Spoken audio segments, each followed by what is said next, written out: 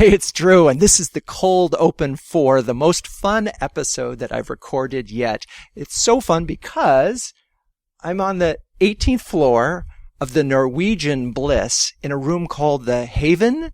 The Haven, and it is a haven. It is a haven for really lucky people. And I've been lucky to be able to interview Meg Lee, and we talked all about this billion-dollar ship and the challenges of marketing something, introducing a new product. I think you're going to enjoy the episode, so have a listen.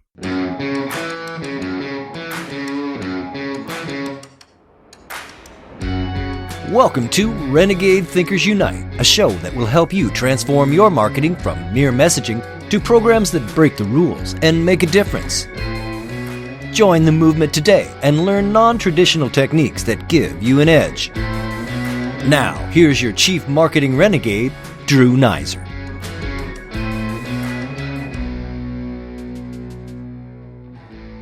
All right, in the continuing adventures of Renegade Thinkers Unite, this is a first. We are on a ship, not just any ship, but Bliss from Norwegian Cruise Lines. And just to set the tone for this episode, we're going to share with you. You can't quite hear it, but you can hear a little clinking, perhaps. Perhaps you guys could toast, a little toasting. Yeah, you can hear that. And then maybe, oh, there it is, the popping of champagne. So, yes, this interview is going to be stronger as it goes on, hopefully. And so why am I here? I'm here actually to interview Meg Lee, who is the Chief Marketing Officer and Senior Vice President at Norwegian Cruise Line.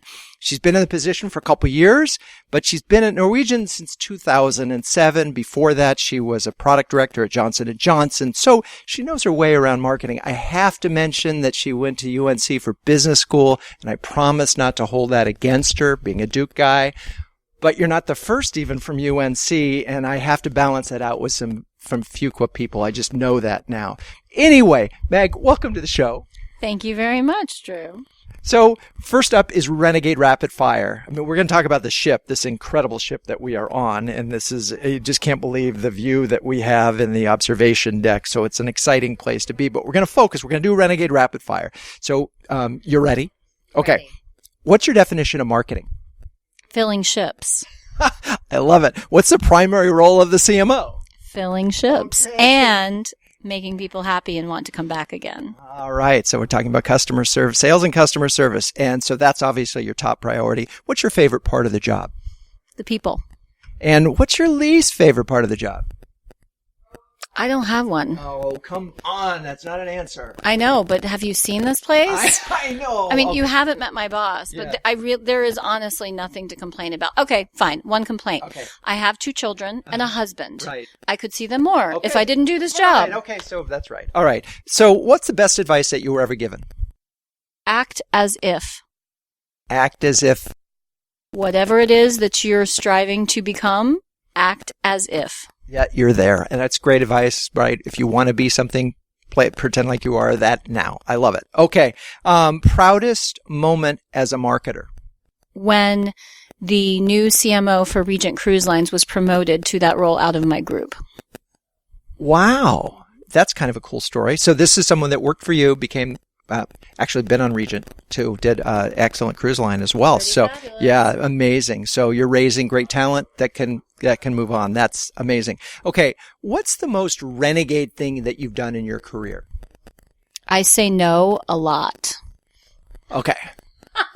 You want a better example? I want to, give me something that you've, sort of a marketing thing that you've done that was just way out of the box or really cool or worked really well.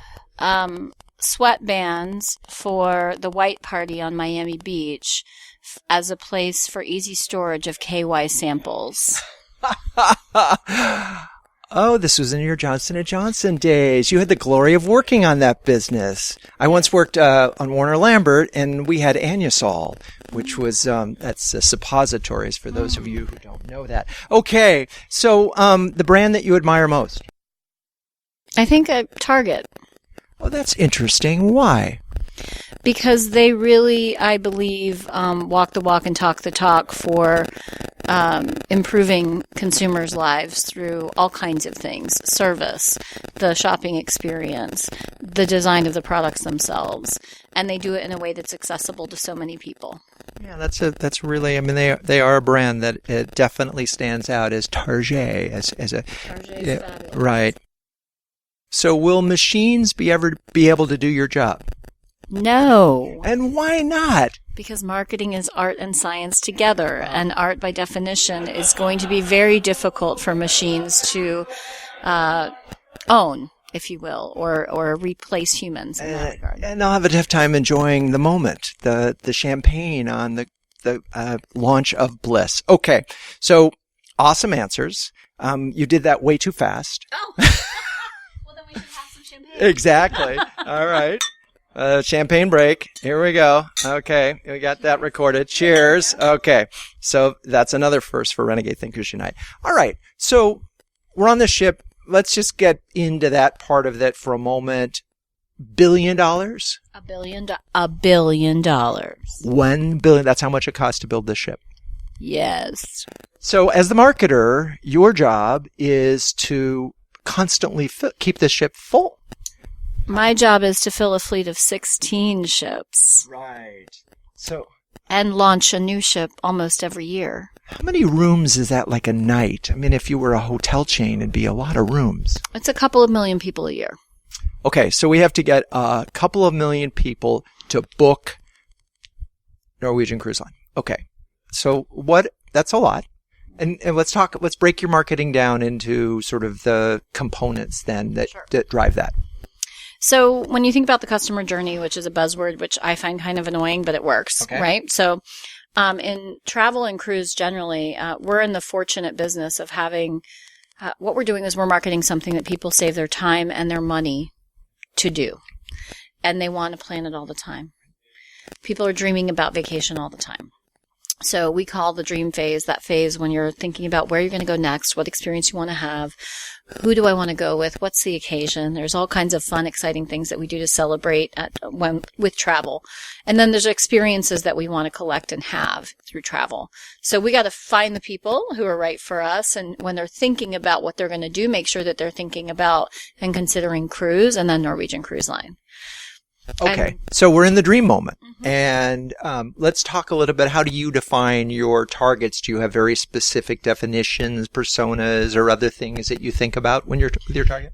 Generally, we know we've done all the work to know what the sort of key consumer profiles are. Yes, the segments and the targets, but in the age of data, we just find that using our data to find people who look most like the people that like us the best generally works really well. So that's what we spend a lot of time doing. So lookalikes, that immediately takes me to Facebook. And sure. Yeah, I mean, is that an effective channel? So word of mouth is basically the number one driver for consideration and purchase in travel and vacation. It's a highly discretionary purchase, and everybody wants validation from other people or recommendations. How many times have all of us said, "Oh, how was your vacation? Would you recommend the place you stayed? Oh, have you ever been to this place? Oh, did you like where you stayed? Did you like what you did? Did you like the ship you sailed on?" So people are constantly looking for recommendations and validation along that decision path. And so for us, social media is word of mouth on steroids at scale that's monetizable that now we can use for marketing purposes. And track. And it's been just fantastic for our business. It's a critical area, and we continue to look at how to invest in it smartly. I think I want to take a break here, and we'll be right back. Hey, it's Drew. I wanted to use this break to ask you a single question. Are you a courageous marketer? Do you have the courage to go to your board of directors and say marketing could drive the growth of this company? We just need 3 times the budget. Do you have the courage to take the big idea that you already have and extend it internally and externally through influencers, through the media, through all of your content? If you're a courageous marketer but aren't sure how to roadmap all of this, I have a big idea for you. It's called Renegade Thinking. It's a program that we've developed and work with exclusively for B2B marketers, generally at large companies. And I want to give you my cell phone, 917-679-8852. Just text Renegade Thinking to 917-679-8852. 8852, and we can talk about how you can cut through. Okay, we're back, and we've been talking about the dream vacation and the fact that you're selling something that people really want, which is kind of cool, and it's in its dream fulfillment, which is nice. But I would imagine that that's what every cruise line offers. So does differentiation matter? It's a question that we wrestle with regularly. So it's a very good one. I think differentiation has value in ultimately people understanding what your brand is about and the experience that they're going to have. But it only has value if it actually is differentiated. So one of the things that I think has happened is that in a lot of categories, there's a lot of Me Too. There's less and less differentiation. And ultimately for us, if you think on the most macro scale, demand is always going to be more important ultimately than necessarily differentiation. But Norwegian enjoys actual differentiation because it's built into the steel of the ship. It's very difficult to replicate. Many competitors have tried, and we offer a freedom and flexibility at sea. We offer a resort-style vacation with all these different restaurants. We don't have the experience where half the ship is dining and half the ship is watching the show, and then it flips. We don't have venues that large. We really, for many, many years, have been building new ships that are purpose-built to deliver the experience that we want to offer, with multiple restaurants all over the ship, multiple live entertainment venues,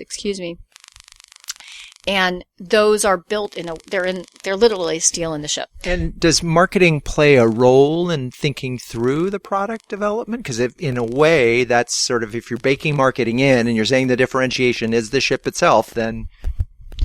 Well, the experience for us is the brand in many ways, because people actually experience the vacation. I think in services marketing, which is different from products or consumer products per se, is that you don't touch and feel and hold it, right? It's service, it's the destination, it's how you feel, it's what you are able to do within the experience.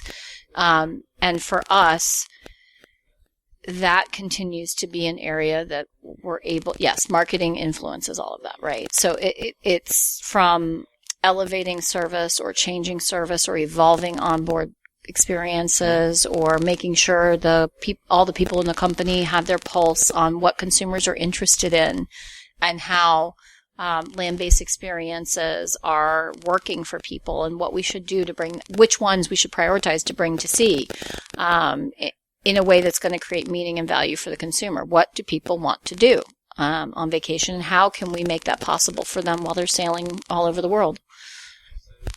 Okay. So I'm going to go back for a second and talk about the role of social. You talked about the importance of word of mouth. Obviously, every individual comes on the ship. They have a slightly different experience. Something's good, something isn't good.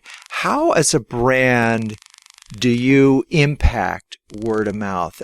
I mean, I would imagine the answer is, well, it's about the experience and so forth. But are there ways or things that you do to sort of accelerate the conversation? Absolutely. So for many, many years, I think travel was an early adopter of every type of digital marketing you can think of. Paid search is the one that obviously comes to mind, and then social is close behind that. For us, we're very fortunate in that we have tons of content that's being produced by the people on board our ships who are having fabulous experiences all the time. Our challenge is not how to get the content, it's how to curate the content and make sure we're sharing out in a way that's meaningful and going to get people interested in us and sharing the right thing with the right people in the right place where they are in their sort of exploration and shopping process.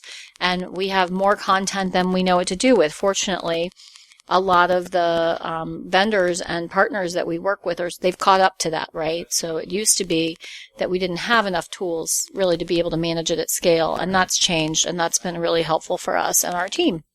So let's talk about the challenge of launching a new ship. I mean, from scratch, right? I mean, this is a brand new ship. It's $1 billion. It's like 18 stories tall. There's all these cool things. How far in advance do you need to start the marketing, and what are some of the challenges or steps that you take to ensure that this launches successfully? Sure. So we start selling a new ship typically 2 years before the ship is going to arrive. Poof, you're selling air. Correct. You're selling a dream again. Yes. Wow. Okay. It's a really fabulous dream, Right, but a dream nonetheless. But I mean, it's just blueprints. I mean, yes. I mean, are you creating sort of 3D models? Yes, all of that. Okay. So virtual reality experiences? Yes, all of those things. Okay. So describe that. So, for example, this ship is the first, Norwegian Bliss is the first ship in North America to launch with a racetrack on top. So the first racetrack. That's kind of cool. Yeah, it is very cool. Yes. What kind of racetrack? I mean, specifically? Oh, yeah. It's hard to imagine a racetrack on a ship.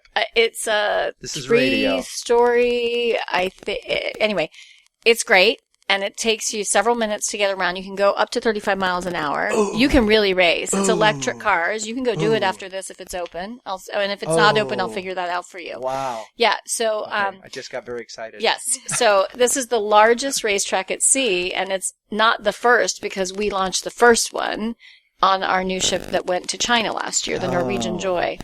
So when you've never had a racetrack at sea before, you can imagine it's very difficult to help people understand what that could be like. And you also can imagine that as a marketer, that's just like, that's like candy, right? I mean, what story can I not get people interested in that includes a racetrack on top of a cruise ship? So we, for the launch of the first ship in China, we had to build out a full digital experience in terms of renderings, and then we expanded upon that when we knew we were going to be launching it in North America. And so we built a full VR experience that was enabled. You could do it on the website, you could do it with goggles, you could do it on your phone, you could do it however you chose to do it. And it was built out. There was a whole plan around it. It was built out to help with selling to travel agents and training them about it so that they would be able to understand it and get their customers excited about it and bring them on board. Also, obviously, through all our own channels. And that was a really cool thing. And we had every version of it that you can think of, from the one that you can just do on your own at home to the full implementation that we took around to all kinds of trade shows where you could sit in the chair and steer and experience it, either through goggles or on a screen. And it was a huge hit. And then the visuals went along with that. And so all the assets that we produced to make sure that people could tell that story and share it and understand it and get excited about it. And it was amazing. And in some ways, the medium's the message too, by, having a VR experience. It also says this has got some high tech things going on here. Yeah. And, the thing with VR or with any newfangled marketing tool or media channel, is that they don't all work, right? And so I think that we were very lucky in that we actually had a game experience that is a very natural experience and very conducive to a great VR experience, right? Who doesn't like to drive a car and look at the water because they're on top of a ship? Storytelling is a big deal, obviously in marketing, but really studying storytelling and, listening to courses and working on my stories. And I realized that 4 of my 5 best stories all involve an automobile. Well, there you go. So, and I suspect there are many individuals like me who've had that same kind of a thing. So you say racetrack on a ship, and we go, the little boy who, 16-year-old who was driving his grandmother's car at 114 miles an hour when the hood blew open. Oh, wow. That was exciting. That's one of my best stories. That's a good one. Yeah, that gets that. So that same individual wants to do this just because. So, but I probably would have a tough time convincing my wife that we're going to take this cruise on because there's a car. Right. And so in addition to the racetrack on the top of the ship, we have a lot of other experiences. We have amazing culinary experiences. We launched a new sort of upscale Mexican restaurant, as well as the first real significant barbecue restaurant. One of our competitors has a barbecue restaurant. This one is the first one that we worked really hard to figure out how to get smoked meat on a ship at sea when fire is a problem. Right now we're talking Carolina barbecue. We're talking Texas. See, that's a problem. Come on. A girl can only do so much. Let's face it. Carolina barbecue, this is one thing we have in common. There's just not beating. You get the sure enough sauce. So, I have a confession to make. Yeah. I'm married to a Dookie. and I'm the daughter of a gentleman who went to Duke and Carolina. Wow. So the rivalry is real, it is. as is the barbecue rivalry. Right. My Dukey husband also happens to be from Kansas City, so he has very strong opinions about barbecue. Yeah, that's not even barbecue in Kansas City. That's another form of meat. I don't know what it is, but it's not barbecue. Well, the first thing he bought when we moved to Miami from New York was a smoker. Oh, okay. So he's for real. He's for real. And he has many other talents as well. But our EVP of Vessel Operations, Robin Lindsay, is a Texan. So there was no debate about what kind of barbecue we were going to have on the ship. Fine, we're having Texas and we're barbecue. all happy about it. Yes, we are.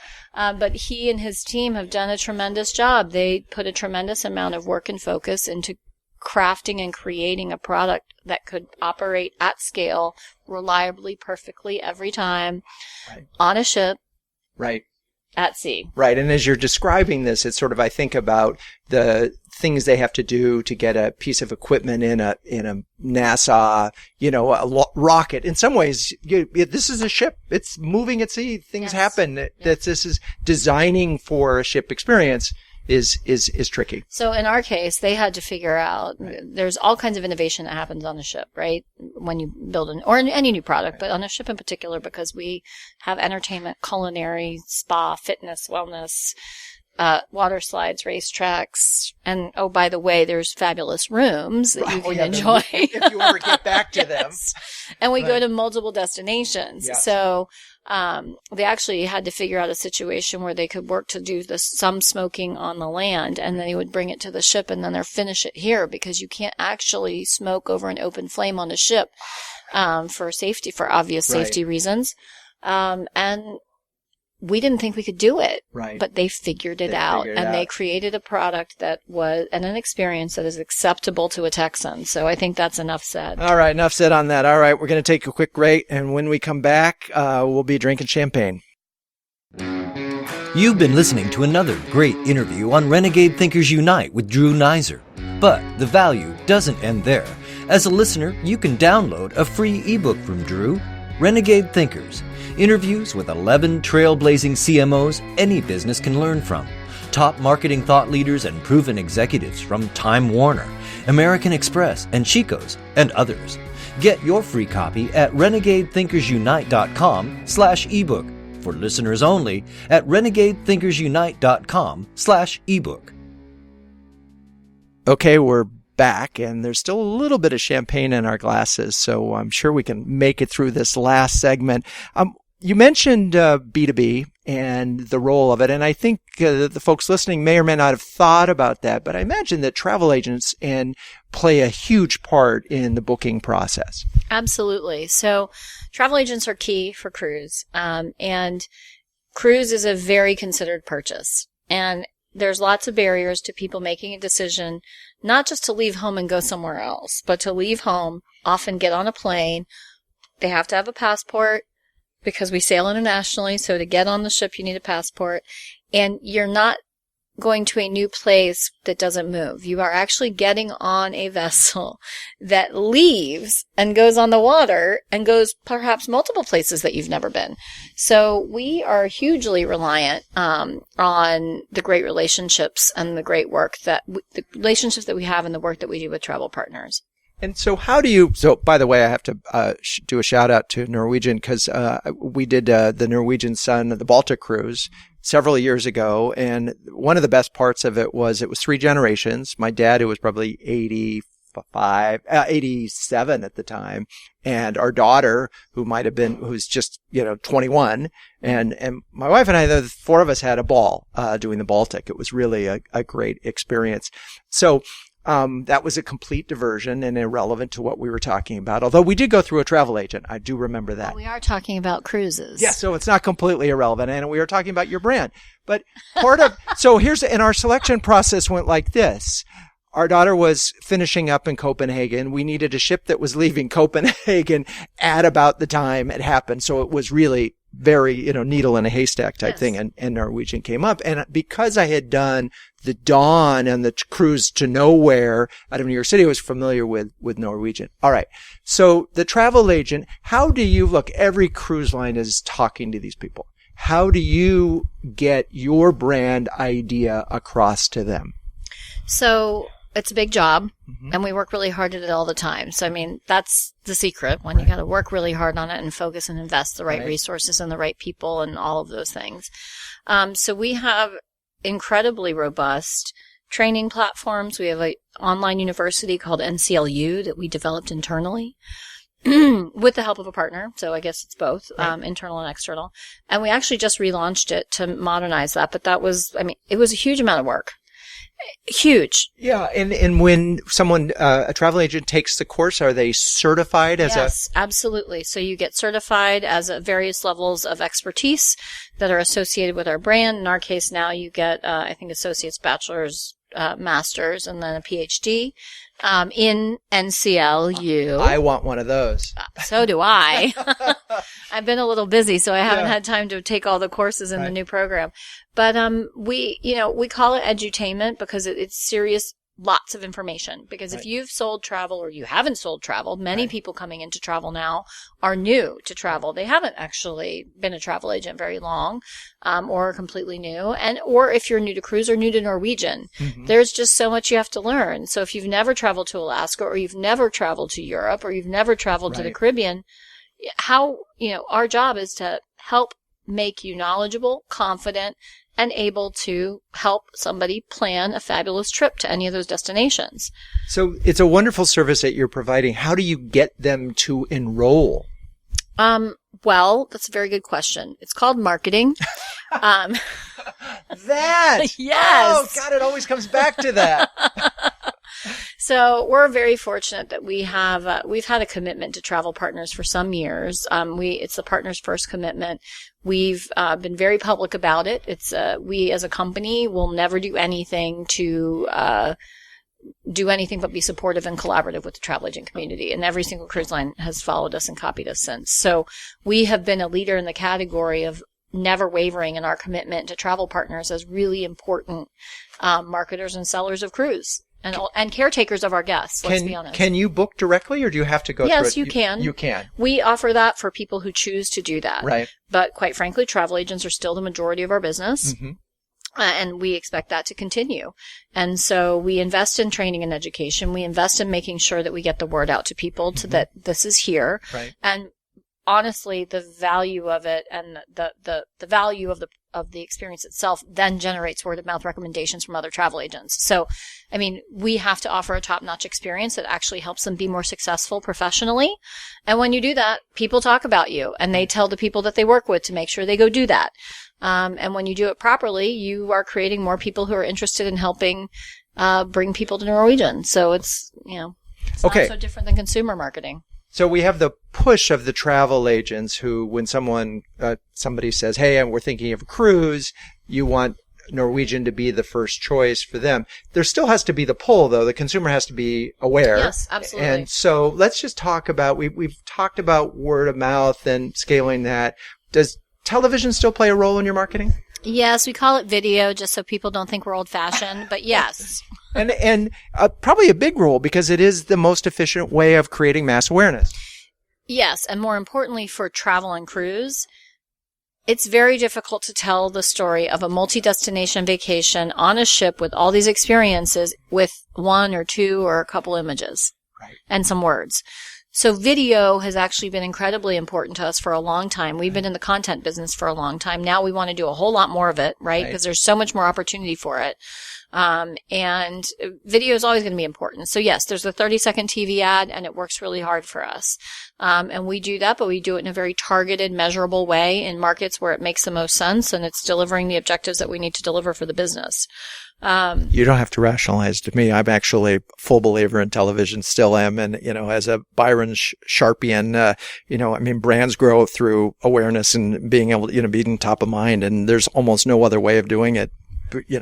And you're right. Showing the video experience is the way of doing it. Now, I'm trying to imagine it. Talk to me about if I'm looking at, see two videos, a brand, let's say Princess, and how do you see yourselves and the story that you tell being a video, how is that differentiated? What story are you telling? Have you seen our TV ads? You know, I'm going to put them on the blog for this thing. I saw an ad from 2 years ago, and I don't. That's when we launched. That's soon after we launched free. the Feel Free campaign. Feel Free, yes. So it was an exposure of one, and I was very tired. And you remember? I remember the free part. I did.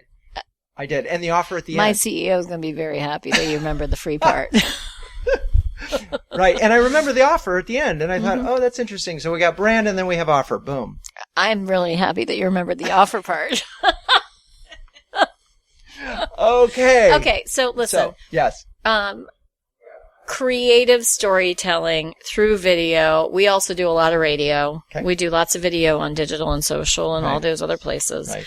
We also are doing out of home which has a lot of video. Right now, if you go to the Fulton Center, we have a full takeover there, telling the story of our Cuba product, which is new to the U.S. market still relatively, since it just launched last year for all of cruise. Right. So it's important. Okay. And, we spend a tremendous amount of time, effort, and money and energy making sure that we develop fantastic creative. And that is not easy. So as we wrap up this episode, because I know we all want to get on to like driving cars on a ship really soon. In fact, we're going to race to that where engines are revving for that. I'm going to get one more pun in. I know it, unless I have to slam the brakes. Yes. If you want to win the race, make sure you get in the front car. There you go. Okay, that was important inside information. All right, I'd like to ask, we have a group of CMOs here, and sort of two do's and a don't in terms of lessons learned from bringing a major new product to market. Plan. Do the planning. Do the foundational work and do the thinking. Make sure your strategy is right. Your target is right. All of those things are right. Be very clear on the business objectives and make sure your plan is going to drive to that. Then invest in content and really great creative, because otherwise you're wasting your money. So don't spend money on it unless you're going to make it really great. And I know that's our job. No, I actually want to make a point about that. Is a lot of people think that it could just be about optimizing the spend and the creative doesn't matter. And the truth is, I just saw an attribution study that suggested that the variable impact of creative is 2 times the variable impact of media. So in other words, if you have really great creative, it can really drive the brand. Whereas even if you have good media, it's not going to have as big an impact because it's a function of reach. We see that on our business all the time. To me, media is much easier to optimize. Creative is much more difficult.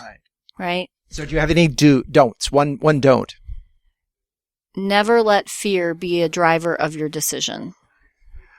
Love that. What a perfect place to wrap up an episode of Renegade Thinkers Unite. Yes, we're toasting. She's going to toast the microphone here. Perfect. That came in loud and clear. We covered a lot of ground. Meg, first, thanks so much for being on the show. Thank you for having me. And to all the listeners, if you're ready for a cruise, I'm highly recommending this ship. 2, do tell a friend about Renegade Thinkers Unite. And 3, don't forget to keep those Renegade thinking caps on and strong.